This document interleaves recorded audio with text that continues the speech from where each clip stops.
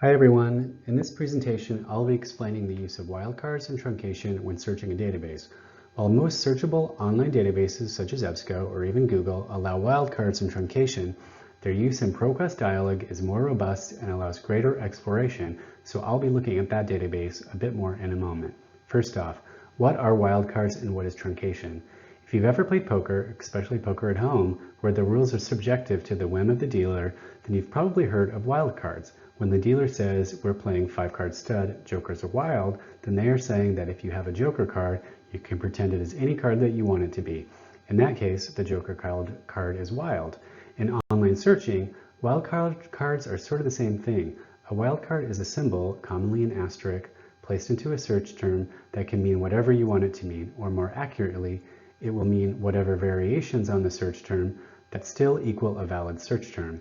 The simplest example of this is if you have the word cup, C-U-P, and you add an asterisk to the end of cup, C-U-P asterisk. When you do this, you are telling the search engine to give you all of the cup, C-U-P results, and also all of the cups, C-U-P-S results. Depending on the database, you also might get cupcake in the results, or cupboard, or cupidity, and so on and so on. Usually the database has a rule on how many characters will be allowed to be matched by the asterisk. It is also worth noting that using a wildcard to get pluralized variations, such as in this example, of a search term is usually unnecessary. Most databases will do that automatically. Next, we have truncation. The official definition of truncation is to shorten or cut off, but it has been adopted into use by various different fields of study, such as computer science and, in our case, online searching. In searching, truncation refers to the act of taking out a part of the search term and filling it in with the wildcard symbol. Many databases, such as ProQuest Dialog, allow truncation at the beginning of the search term, at the end, and anywhere in the middle. There are 3 different wildcard symbols used in ProQuest Dialog: the asterisk, the question mark, and the $sign. While each of these do basically the same thing, they do them in different ways, and each allows different levels of control over the specifics of the search.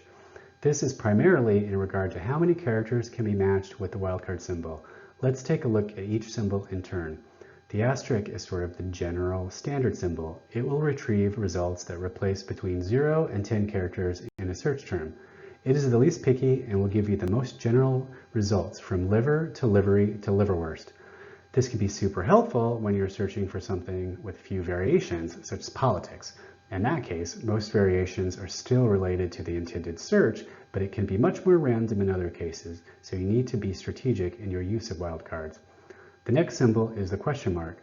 This wildcard only matches on one single character. For example, if you place one question mark at the end of the word liver, you will get liver and livery in your results, but not liverwurst. Another example is if you were to use the question mark wildcard to replace the A in woman. It would deliver results that include woman, women, women with a Y, or women with an X.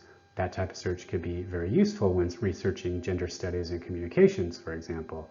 Another thing you can do with the question mark is stack them up. For example, infant could be truncated by dropping the T and replacing it with 2 question marks. This would return results matching infants and infancy, but not infantry. There is one more option for using wildcards that allows more specific results than the plain asterisk, but is less controlling than the question mark. To do this, you can use the $sign along with a number. For example, variations on the word nutrition can be found by using NUTR, $sign, and the number 5. This instructs the search engine to find variations that have up to 5 characters, and the results would include nutrition or nutrients, but not nutritionists. I hope this brief overview of wildcards and truncations helps you in your future searching. Thanks for listening.